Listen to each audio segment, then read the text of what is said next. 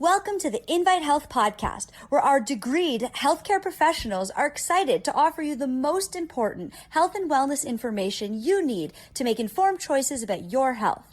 You can learn more about the products discussed in each of these episodes and all that Invite Health has to offer at www.invitehealth.com/podcast. First-time customers can use promo code podcast at checkout for an additional 15% off your first purchase. Let's get started.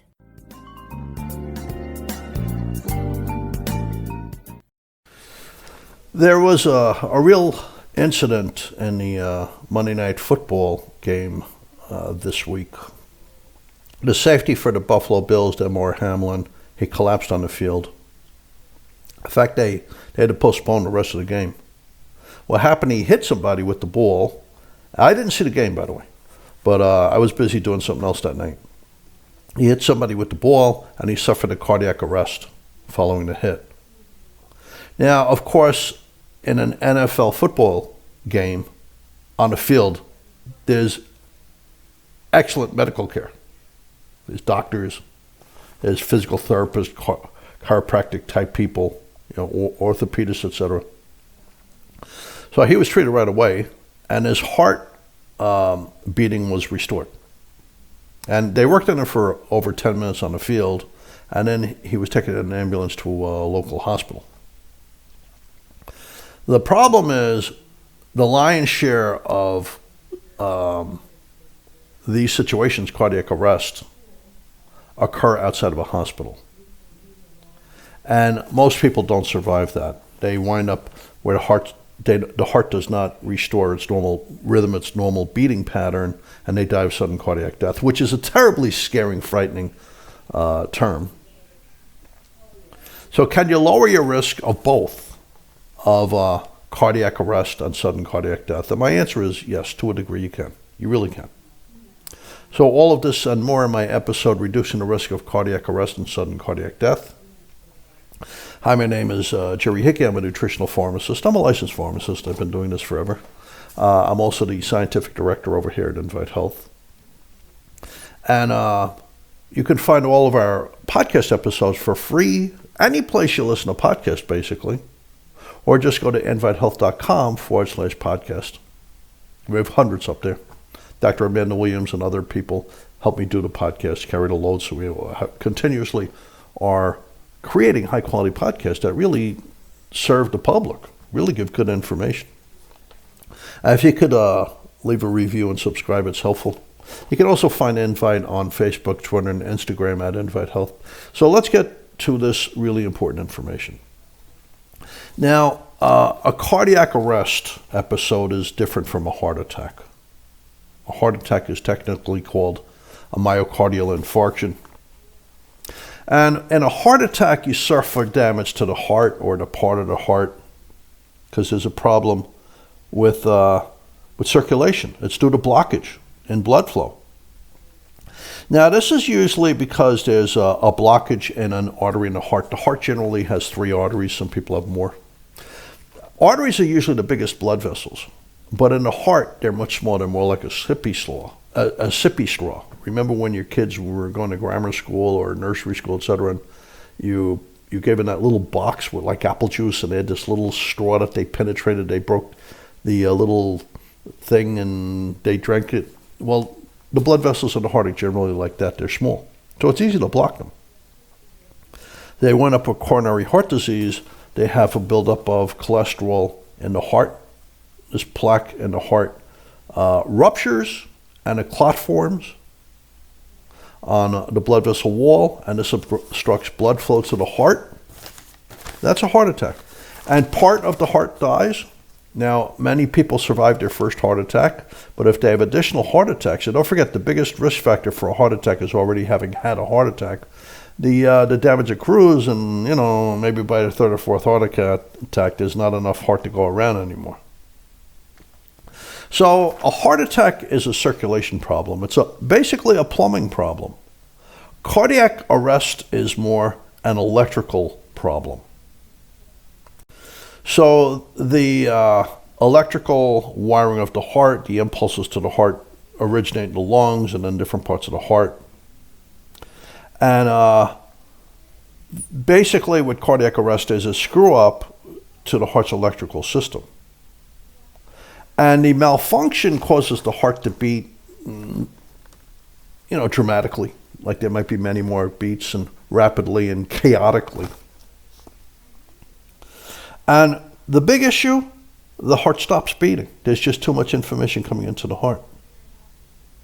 So if the heart isn't restarted, which is the lion's share of people who suffer with this kind of problem, cardiac arrest outside of a hospital, there's death within minutes. It kills hundreds of thousands of Americans each year.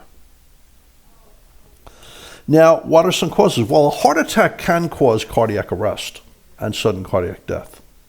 In 25% of the cases, it's not related to the heart at all, such as what happened to this NFL football player. It was because he had trauma.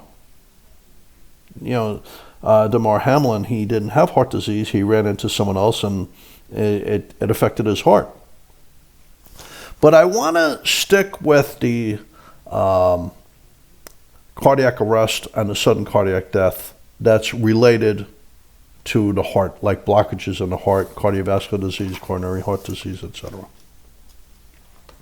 So cardiovascular disease could be anywhere in the circulatory system. Coronary heart disease is within the heart itself. So albeit the heart pumps blood, the heart also requires a lot of blood. I mean, the heart requires a lot of oxygen and nutrition. Your heart's basically, for most people, pumping about 80 times a minute, a little over 100,000 times a day, millions of times per year. So it needs a lot of oxygen and nutrition. So it needs to get its own blood supply. Even though its job is to pump blood, it also needs blood. So the most common cause of cardiac arrest is an underlying heart problem. That's the number one cause. So coronary artery disease, blockages within the heart itself. Coronary artery disease, if you have it, it might also be called ischemic heart disease. Okay. So this is due to atherosclerotic plaque in the walls of the arteries inside the heart, which stiffens them and reduces the flow of blood, the rate of flow of blood in the heart itself. Now this, of course, reduces the amount of blood flow in the heart, so the heart's not getting fed with enough oxygen, etc., the heart muscle, and this affects its function. So one thing it leads to is ventricular fibrillation. So let's talk about that. The heart has 4 chambers. The 2 top chambers are the atria, and the bottom chambers are called the ventricle. So the atria fill up with blood. So the right side is restoring, the right side, the atria, receives blood that's already used. So the oxygen's depleted from it. So on the right atria, on the right side of the heart, that blood goes down to the right ventricle that pumps the blood to the lungs to pick up more oxygen. Then that flows to the left side of the heart. The oxygen-rich blood that the heart's starving for, it gets pumped from the lungs to the left side of the heart, the left atrium.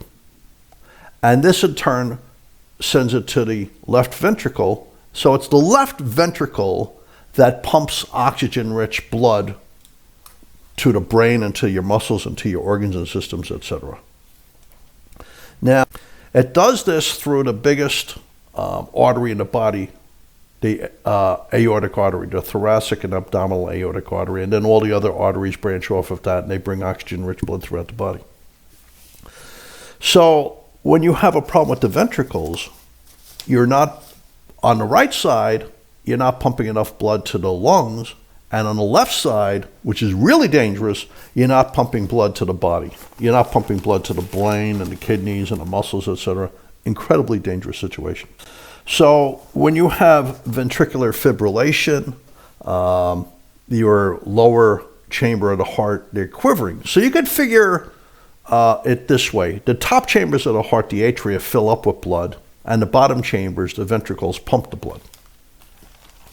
So ventricular fibrillation is the most common precursor to cardiac arrest. Now there's other common causes of cardiac arrest. Heart failure. There's different types of heart failure, but heart failure, generally, the heart is damaged somehow and it's not pumping enough blood for the body's needs, so the body's not getting enough oxygen. And then there's different stages of heart failure. And heart arrhythmias.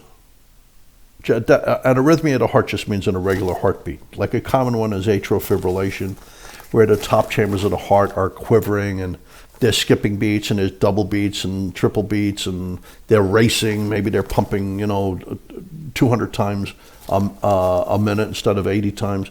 And this causes blood clots to form in the upper chamber, and it goes to the left lower chamber, and it's pumped into the brain. It's a major cause of stroke.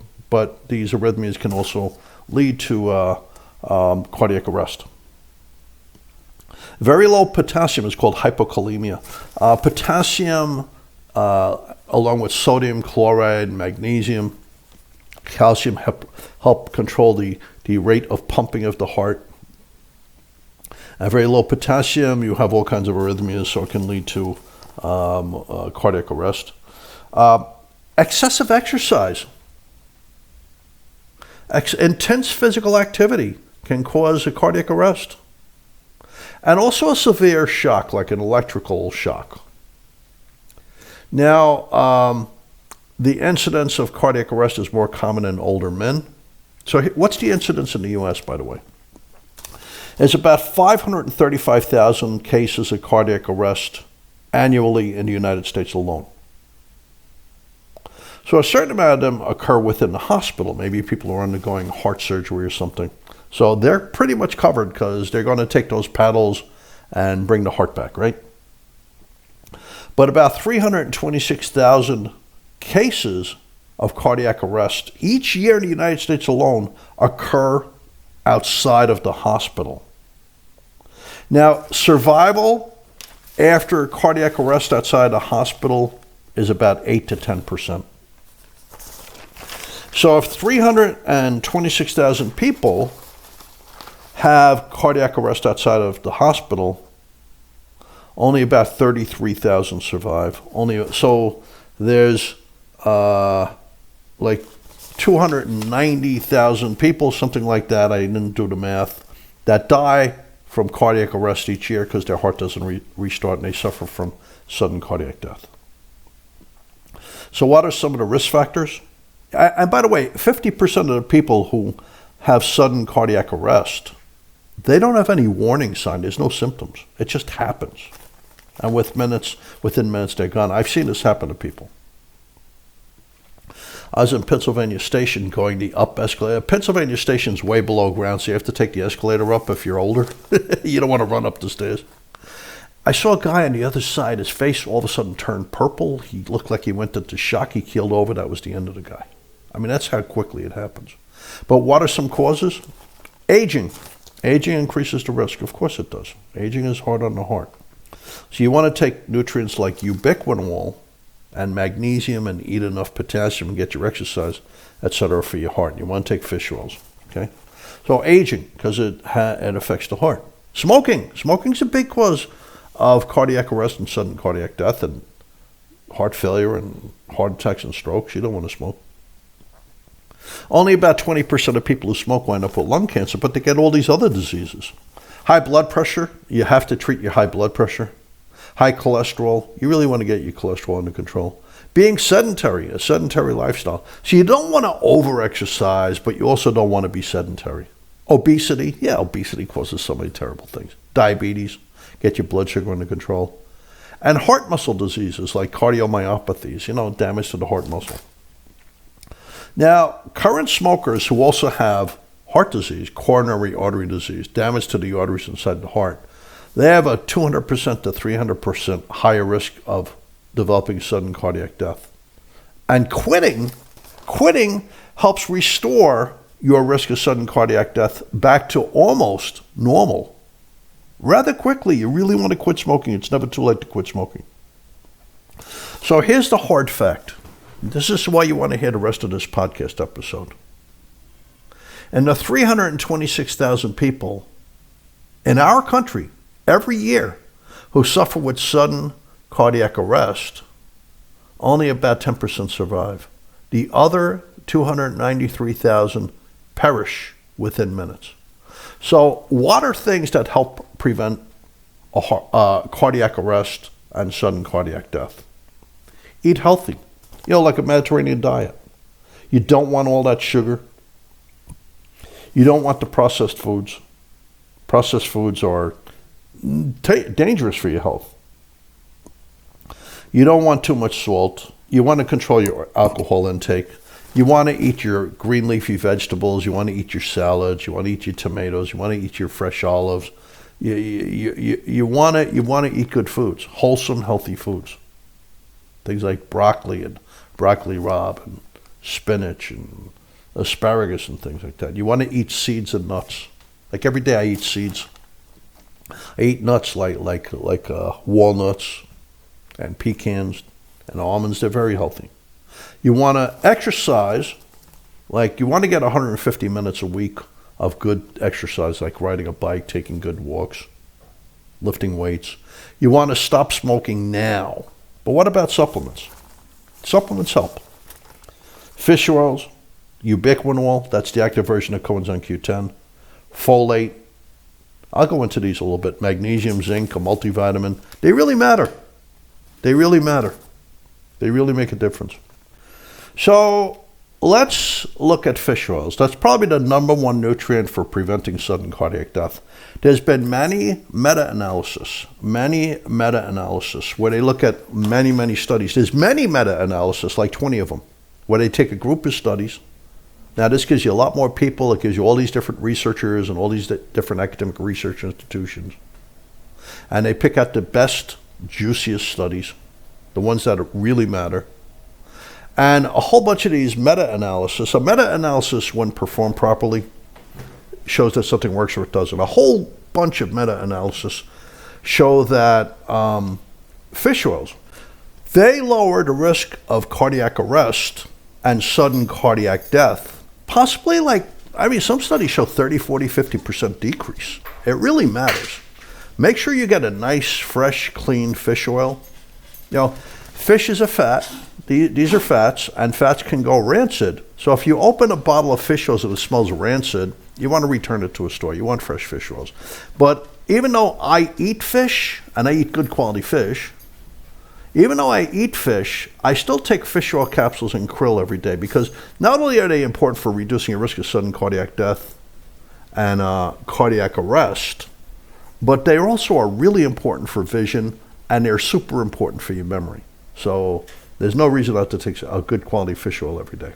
And taking 1 or 2 capsules a day is incredibly safe, even if you're on blood thinners. So let's look at some of the data. Here's the Journal of Cardiovascular Research. Now, this is going all the way back to 1999. We've known for decades that fish oils reduce the risk of cardiac arrest and sudden cardiac death. We've known it for decades.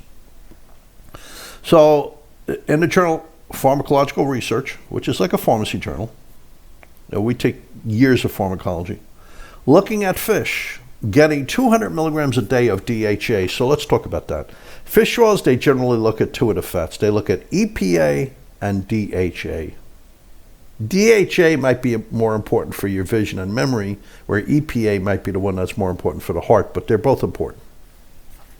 Looking at fish and judging it by how much DHA you're getting, because you get less DHA than you get from the EPA. There's a ratio. You get more EPA generally than DHA. So they looked at 200 milligrams a day of DHA.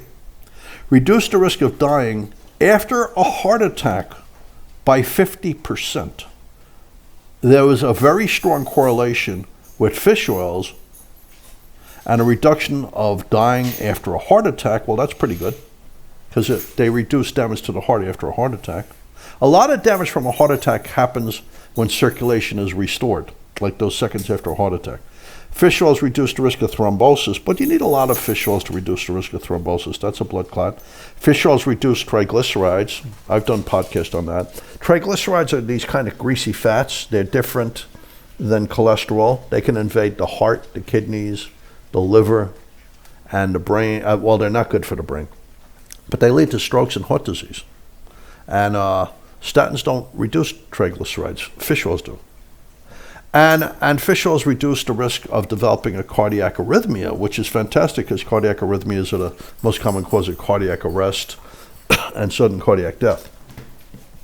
So let's go to the Lancet. Lancet is a British journal. It's kind of like our New England Journal of Medicine. This is going back to March 2007. The researchers said that there's plenty of epidemiological evidence and clinical evidence, human clinical trials, that an increased intake of fish oils. Now, fish oils have different names, like they might be called long-chain fatty acids or marine oils. They protect you from mortality from coronary artery disease. Coronary artery disease is the biggest killer on the planet because the arteries in the heart are clogged. So if it's on the left side of the heart, okay, the widowmaker that supplies blood to the lower ventricle, etc., if that's clogged, that's really dangerous. So the fish oils reduce your risk of coronary artery disease and die from coronary artery disease, because that was the major focus of this review.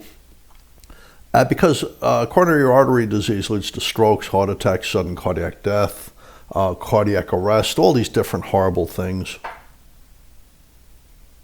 Abdominal aortic aneurysms, where the blood, that major blood vessels that leaves the lower left ventricle that supplies oxygen to the body, that artery just delaminates and blood isn't getting pumped anywhere.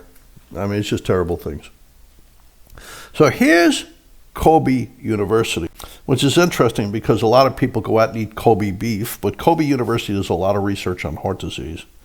Long-term supplementation with EPA especially is effective for prevention of major coronary events in patients with high cholesterol. So a major coronary event could be a stroke, a heart attack, sudden cardiac death, a cardiac arrest. It could be anything. Okay, so in people with high cholesterol, if you give them fish oils, in addition to all their other medication like their statins and their high blood pressure drugs, etc., it helps prevent them from dying. So they looked at 18,645 patients with a total cholesterol greater than 6.5 millimoles per liter. Okay, so that would be like a cholesterol of 250. So that's high cholesterol. That had to be the minimum level. They did statins versus statins with fish oils over a 5-year period. This is a good study. Adding the fish oils to the statin. Now, this is legitimate research. Reduced the risk of sudden cardiac death, fatal heart attacks, non-fatal heart attacks, unstable angina, needing heart surgery, like a stenting or angioplasty or bypass grafting, that kind of thing. So adding fish oils to the statin in people with clogged arteries in the heart, adding fish oils reduced their risk of a fatal heart attack by 19%, along with sudden cardiac death. So, I mean, you can't argue with this. And they found that lowering the cholesterol was not the major factor for preventing a cardiac event. It really was like calming down the heart with the fish oils. It also reduced the risk of unstable angina. I mean, that's just, the heart's not getting enough blood. It's very dangerous. That triggers heart attacks and strokes. Non-fatal heart attacks in the EPA group versus just statins alone. So here's the journal Nutrients, March 2010. So we're marching forward now. It's the Department of Preventive Cardiology at Ludwig Maximilian University. If you're not familiar with them, they do a lot of great research. They're in Munich. I've never been to Munich or the Black Forest. I would love to go there. It's on my bucket list. I've got a lot of time for my bucket list. I'm very healthy. They state that sudden cardiac death is responsible for 15% of all deaths in Western countries. So that would be, the United States and Canada and Germany and France and England and Ireland and Spain and all these places. And they said that the fish oils, the EPA and the DHA, protects you from sudden cardiac death and other major cardiac events according to their data analysis. So there's a lot of data out there. So a lot of people who really know their stuff are reviewing this data. So this is the British Medical Journal. They abbreviate that BMJ if you look at it. It's December 2008.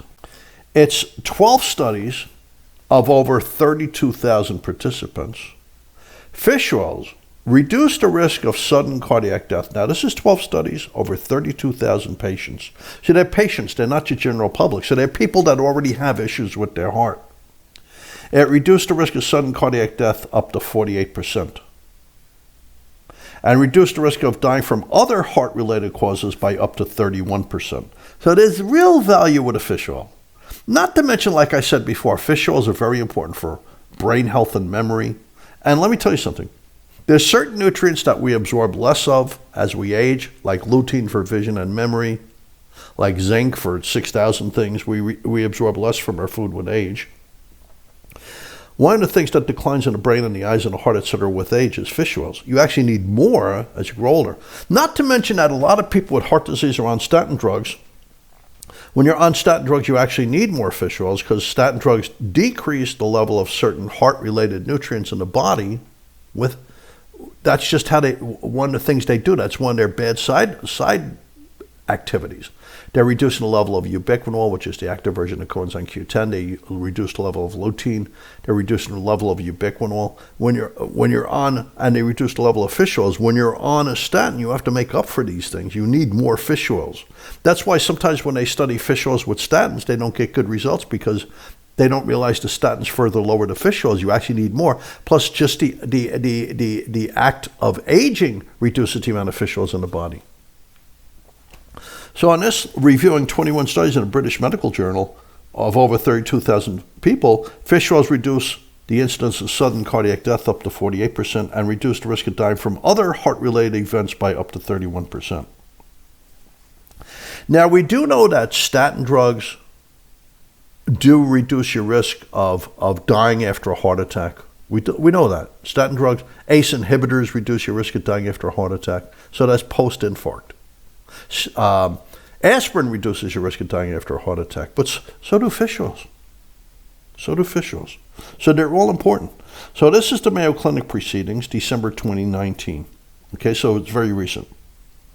Fish oils reduce cardiovascular events. So who did this? A cardiovascular event could be dying from heart failure. It could be a heart attack. It could be sudden cardiac death. It could be cardiac arrest. They're all in there. So who did this research? The University of Queensland School of Medicine in New Orleans, the University of South Dakota School of Medicine, and St. Luke's Mid-America Heart Institute. They do a lot of heart research in St. Luke's Mid-America Heart Institute. They're some of the people that said, hey, if you have heart failure, you have to take ubiquinol to help prevent future heart attacks. So they reviewed three large randomized controlled human clinical trials of fish oils on the occurrence of cardiovascular disease events. So cardiovascular disease events, stroke, heart attack, sudden cardiac vascular death again. One trial had over 8,000 people, most with coronary heart disease, so these people are in risk, they're at great risk of these events. High-dose purified EPA reduced the risk of major cardiovascular events by 25%.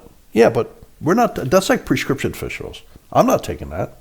So they looked at two other very large recent randomized controlled human clinical trials and just taking fish oils, like 2 capsules a day, let's say. Good quality fish oils significantly reduced the risk of coronary heart disease, related deaths, and cardiovascular deaths in general. So coronary heart disease, once again, is when there's blockage within the heart. Cardiovascular disease is anywhere in the circulatory system. This was especially true for people at low levels of fish oils in the blood, or for people not eating enough fish, not having a good serving of fish twice a week. All the patients on statins with coronary heart disease should be on a high-dose fish oil, by the way, especially if they have high triglycerides. Now, the American Heart Association, this is taking a long time. I didn't realize this podcast episode would be so long. The American Heart Association emphasizes fish oil supplements to reduce the risk of congestive heart failure, coronary heart disease, ischemic strokes, etc., and sudden cardiac death in people with heart problems. So that's really important. You know what? I'm actually going to stop here. I have a lot more to say about this. We'll continue this in the next episode. So I want to thank you for listening today. Take your fish oils. Take your fish oils. Take one or two a day. I do every day.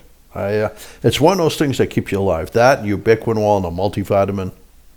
We'll go into that in part 2 of this episode. So I want to thank you for listening. You can find all of our episodes for free wherever you listen to podcasts, or just go to invitehealth.com/podcast. I'm sorry, Invite Health. Yeah, invitehealth.com/podcast. You can also find us on Twitter and Instagram and Facebook at Invite Health. If you listen to our podcast, could you subscribe and leave a review? It would be very helpful. Thank you for listening. Hope to see you next time on the next episode of the Invite Health Podcast. Jerry Hickey signing off.